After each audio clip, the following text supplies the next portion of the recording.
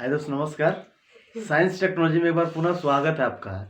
आज का वीडियो सबसे इंटरेस्टेड वीडियो होगा जो होगा श्वसन तथा अनाक्षी श्वसन में अंतर, राइट।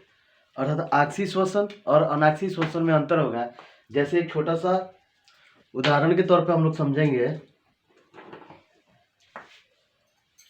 आक्षी का मतलब हो गया हमारा वायु। क्या होगा दोस्त? वायु, राइट।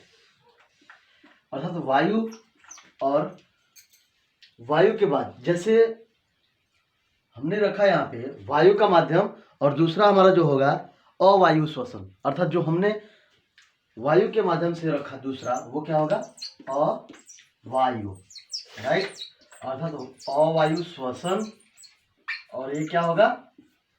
वायु श्वसन, राइट। वायु श्वसन जिसको हम क्या करते हैं, बोल सकते हैं O2 अर्थात ऑक्सीजन। ऑक्सीजन की उपस्थिति में, अर्थात जो भी हम लोग ग्रहण करते हैं, जो भी हम लोग हवा सांस लेते हैं, ठीक है, वो क्या है हमारा? वायु श्वसन। क्लियर? अर्थात जिसको हम लोग बोलते हैं आक्षी श्वसन। और अनाक्षी श्वसन क्या है? अवायु श्वसन। जो हमें शुद्ध रूप से न मिलते हैं वो क्या है? अवायु श्वसन। ठीक है, इसी में अंतर हम लोग पढ़ेंगे आज। वीडियो को लास्ट तक बने रहिएगा। सबसे पहले है आक्षी श्वसन। अर्थात आक्षी श्वसन किसे कहते हैं? इसमें पांच अंतर है। और अनाक्षी श्वसन में भी कितना अंतर है? 5 अंतर है, राइट।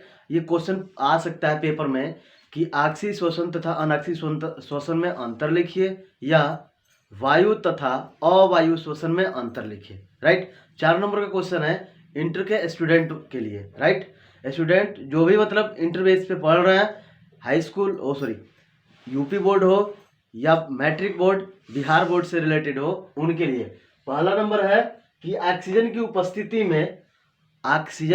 उपस्थिति में ये क्रिया होती है। कौन सा क्रिया होती है? आक्षी श्वसन कब होता है? ऑक्सीजन की उपस्थिति में होता है। और यही अनाक्षी में जाएंगे तो ऑक्सीजन के अभाव में क्या होता है? अनाक्षी श्वसन होता है। अर्थात वहां पे ऑक्सीजन की अभाव होती है, ऑक्सीजन होता ही नहीं है, वहां पे क्या होता है? अनाक्षी श्वसन होता है।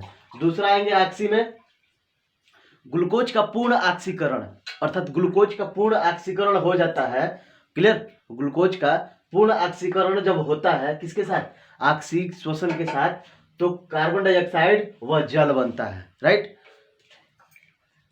कब होता है इसमें? कार्बन डाइऑक्साइड तथा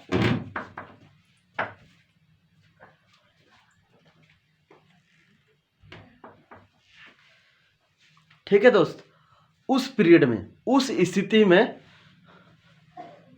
जब ग्लूकोज का पूर्ण ऑक्सीकरण होता है, किसके साथ ऑक्सीकरण होता है? ये आक्षी श्वसन के साथ जब ऑक्सीकरण होता है, उस स्थिति में कार्बन डाइऑक्साइड और जल का निर्माण होता है, राइट। जल का निर्माण या बनता है या होता है, राइट। दूसरा देखते हैं अनाक्षी में पूर्ण ऑक्सीकरण नहीं होता है। किसमें? अनाक्षी श्वसन के साथ जब क्रिया होता है तो इसमें पूर्ण ऑक्सीकरण होता ही नहीं है, राइट। उस समय क्या होता है? एल्कोहल तथा कार्बन डाइऑक्साइड बनाते हैं। एल्कोहल का नाम आप लोग सुने होंगे, जो सभी लोग क्या करते हैं? यूज में लाते हैं, ठीक है। बट सबसे खतरनाक है तो एल्कोहल है, राइट, है ना।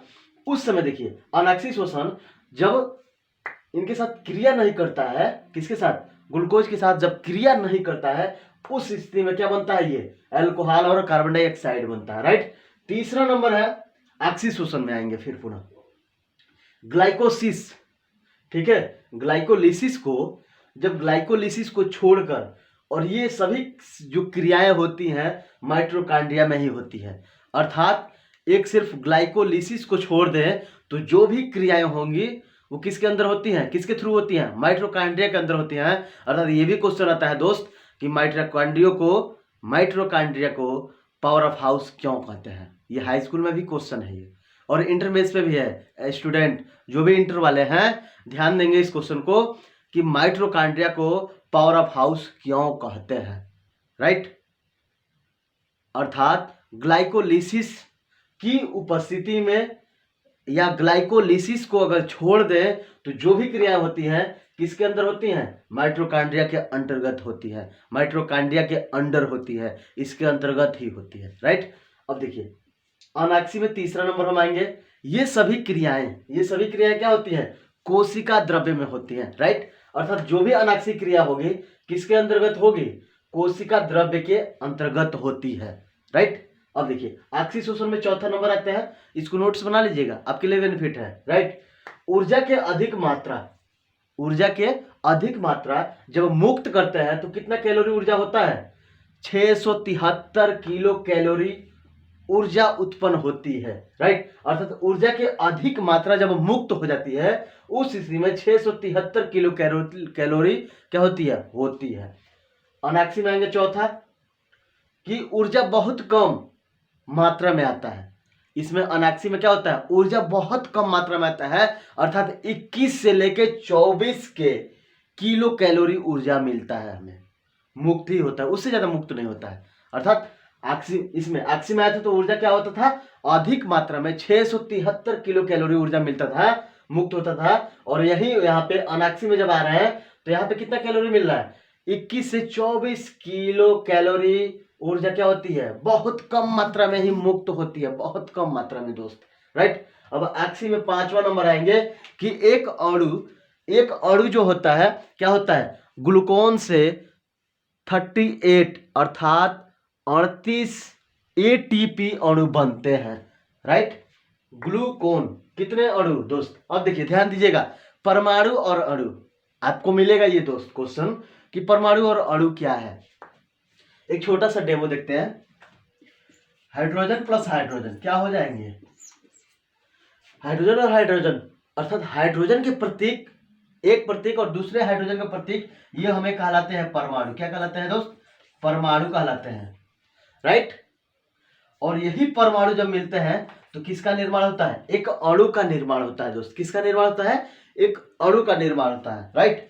तो वही कह रहा है कि एक अणु ग्लूकोन से 38 एटीपी अर्थात एडिनोसिन ट्राइफॉस्फेट कितने होते हैं? अणु 38 एटीपी अर्थात एडिनोसिन ट्राइफॉस्फेट 38 अणु बनाते हैं, राइट। किसमें? आक्सी श्वसन में। अब अनाक्सी में आएंगे तो एक अणु ग्लूकोन